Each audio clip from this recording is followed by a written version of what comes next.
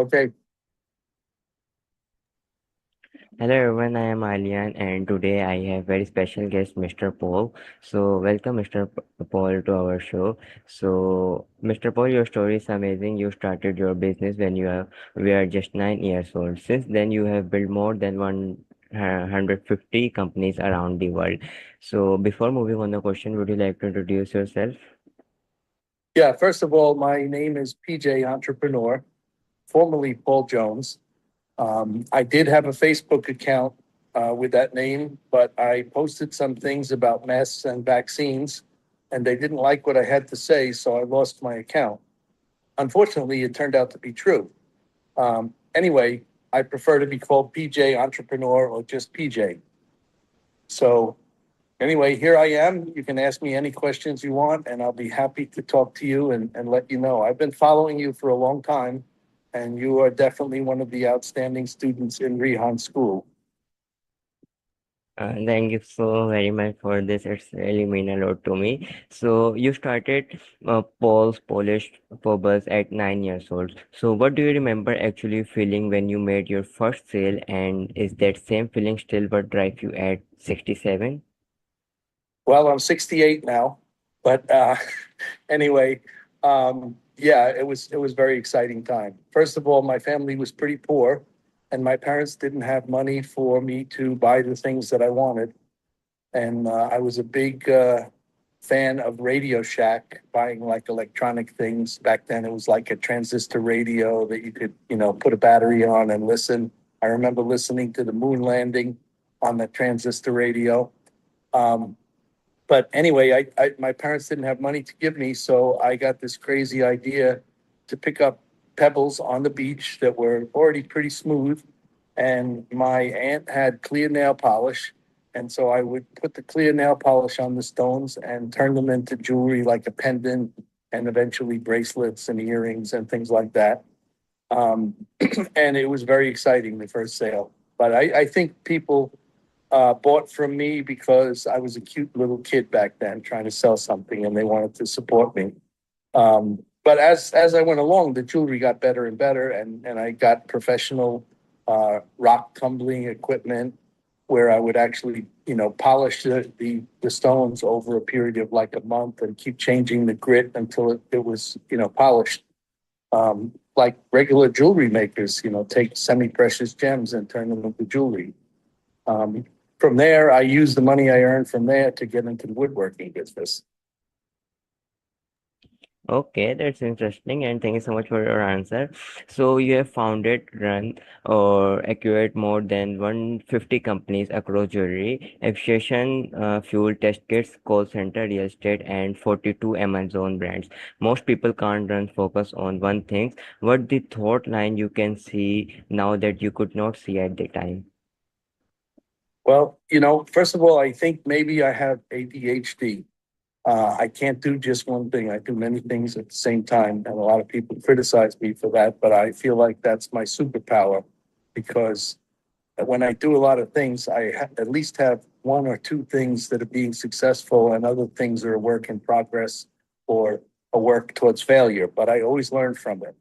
So, can you repeat the question again? Yeah, sure. So you have founded, run, or more than 150 companies across jewelry, test kits, call center, real estate, and 42 Amazon brands. Most people can't focus on one thing. What the thought line you can see now that you could not see at the time?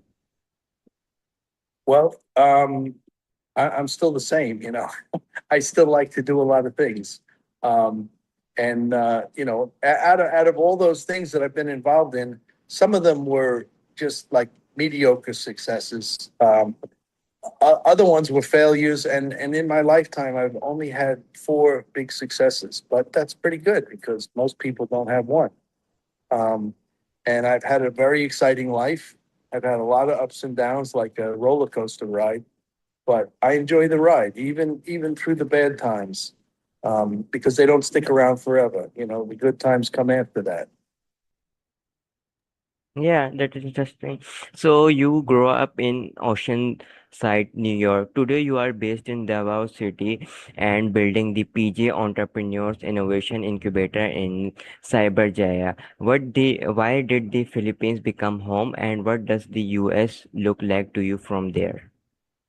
Okay, well, first of all, Cyberjaya is in Malaysia, and I had basically closed down all my businesses and decided I was going to travel the world for the rest of my life because I had made a lot of money.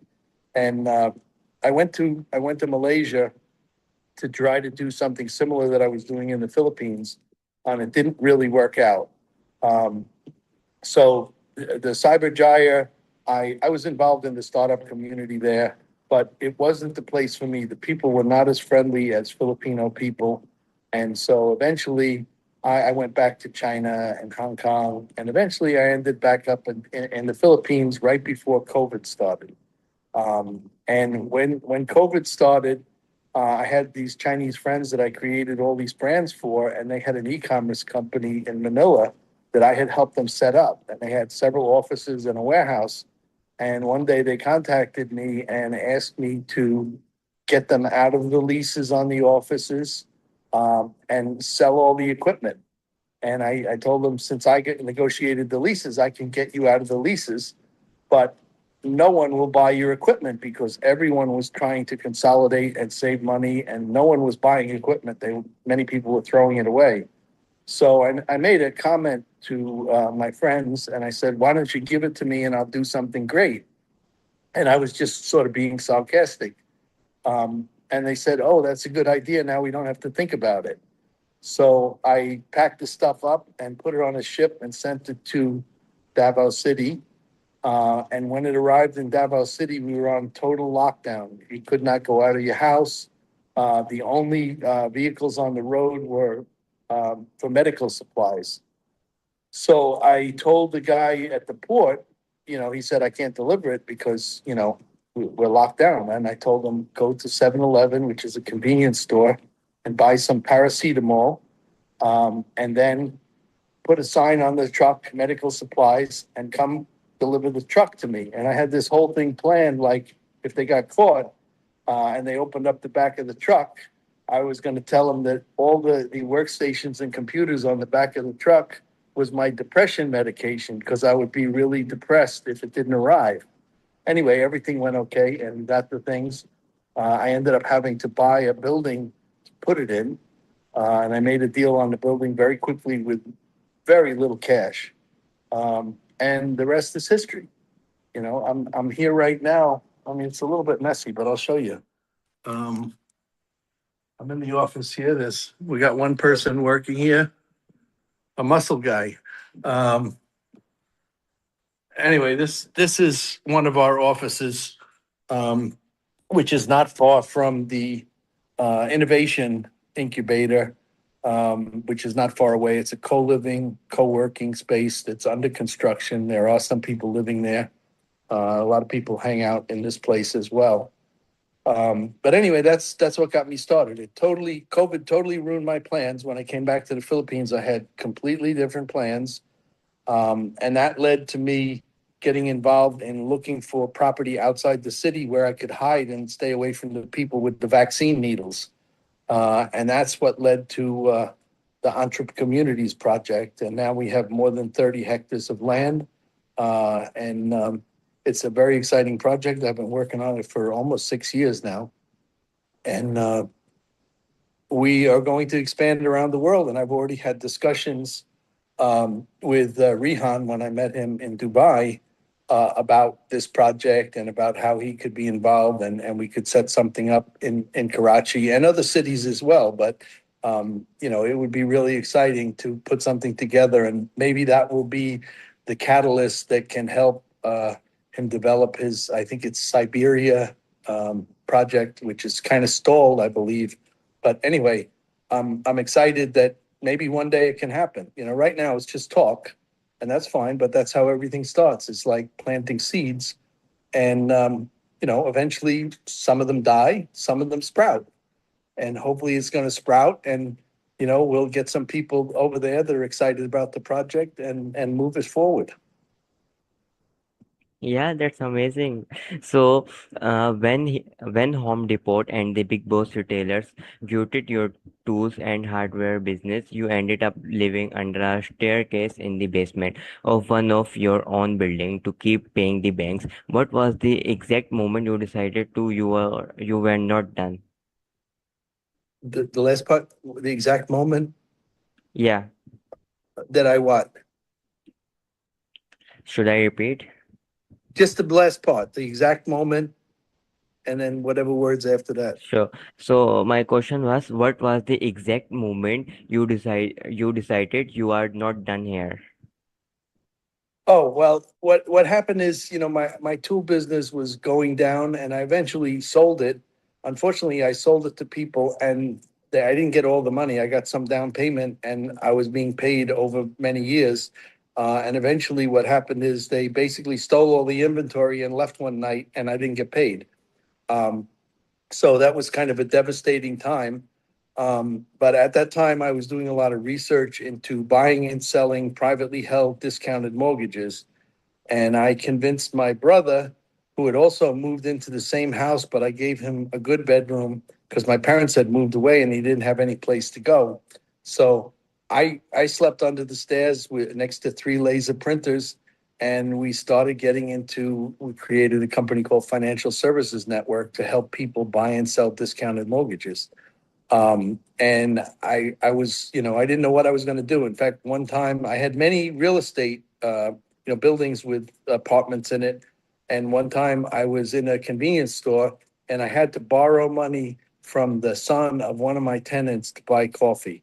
Things were that bad, but I never give up, and we kept going. And from that time, I think it was like maybe 2 or 3 years, I went from zero to $3 million. I moved to another city, bought a bunch of buildings in the downtown. Well, I had already bought those, but they were failing because all the tenants were going out of business. So I thought, oh, I'm going to make my own company and pay from one pocket to the other, and that's how it happened. And we went on for from 1992 to 2000. Lots of ups and downs, but it was an incredible ride, and then it was time to move on. And I had a situation with a building that was taken away from me by eminent domain, totally unfair, the kind of thing that you hear people happen in China, but it happens in the U.S. too. And at least in China, they pay people pretty good. But for me, they totally ripped me off. And I got so angry that I shut down my business and moved to Bangkok and decided to try to do things online instead of direct mail and telephones. All right. So you convinced your brother to write 19 pages booklet on finding privately held mortgages, then sold it through mail, and that become seed of eight-figure business. What did direct marketing teach you about human psychology that most digital marketers today have forgotten? Well, it taught me that people love to uh, try to make money, but they're not always willing to put in the effort. So what happened originally is we were selling this book, um, but people didn't want to actually do the work, even though we had 100% financing for them to acquire the deals. They didn't want to go to the courthouse and find the records and find the deals. But they would call and ask for a lot of other things. So I set up what was basically the first affiliate marketing. I contacted different companies that had financial services, and they agreed to pay me when I sent them leads. And so I started to make a lot of money from other things, as well as at that time I was marketing my mailing list. And I had a mailing list broker who would pitch my mailing list, and at that time they were selling the names for rental, 9 cents per name for one-time use. And I remember one month making $250,000 just selling my mailing list. So my financial company was sort of breaking even, and nobody could really figure out how I was making money. But that was through my company that was based in the USA at that time, Targetron.com. Now, after I left in 2000, that company was not really active, but recently in the last 6 years, I've reactivated it and we're selling business to business data on there. for 227 million businesses around the world. So anybody who needs sales leads for a certain category can go to that website.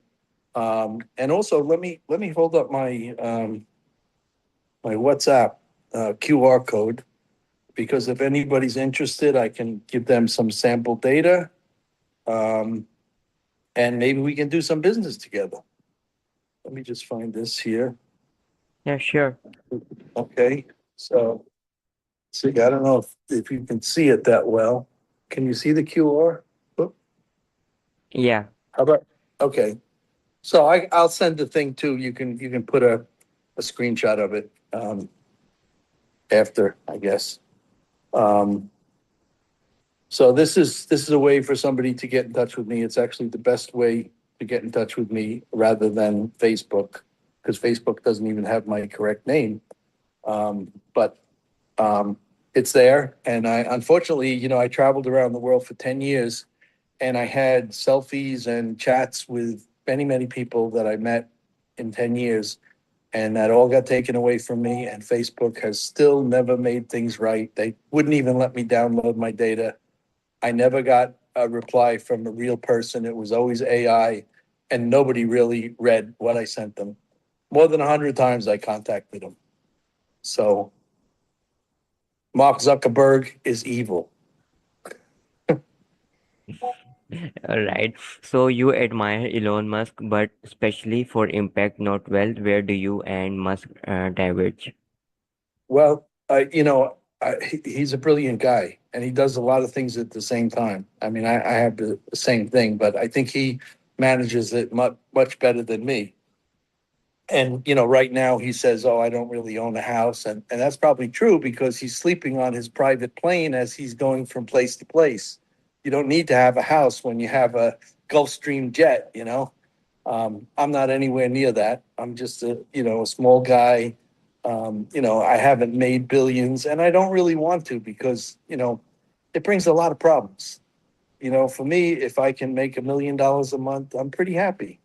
And I can have an impact on a lot of people around me, not millions of people, but thousands of people certainly over my lifetime.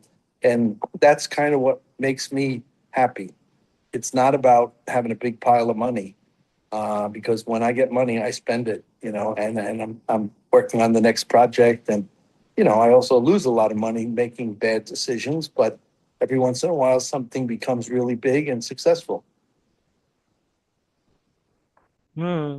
Okay, so you have said 35 you felt your life was over. What the difference between the fear you had before losing everything and the fear you had after? Well, I lost everything, but not really everything. I had a lot of real estate, and I had basically a failing real estate project in upstate New York. So I moved from Long Island to upstate New York to basically save my real estate investment there, because everyone that was a tenant would go out of business by the time they got done with their. I would give free rent in the beginning to help people, and then as soon as it came time to pay rent, they would go out of business. So I created a company to move in that building and pay myself rent. And that grew, into like a $16 million business over time. So yeah, it was pretty exciting time. But then things change, and the bad times come. So I moved on, and I decided to move to Bangkok and figure out how to do business online, because at that time, the postage was getting really expensive, and phone calls in and out. It was so expensive, you couldn't really make that much money anymore. But email was free. And at one time, I was emailing 30 million emails a day. And then I got into affiliate marketing, and it was pretty amazing. Okay, so you have talked about your friend and mentor, Sir Rehan, asking you to reflect on your journey and how that exercise changed your own perspective. What did he ask that no one else had? Well, I don't remember the exact questions, but he made me think a lot. And I remember when he sent me these questions, I took like a whole day to answer them. I mean, it's been many years ago, probably 15 years ago, that he asked me to do this. And he actually found me on Facebook when I had just changed my name to PJ Entrepreneur. And he didn't believe that my name was really Entrepreneur. So I said, I remember I was in Bangkok at the time. And I said, okay, let's get on the video. And I held up my passport. And then he believed me. And we became friends. And he kept inviting me to come to Pakistan. And at that time, Americans have a different idea about Pakistan. And I kept saying, no, it's dangerous. I'm not going to go there.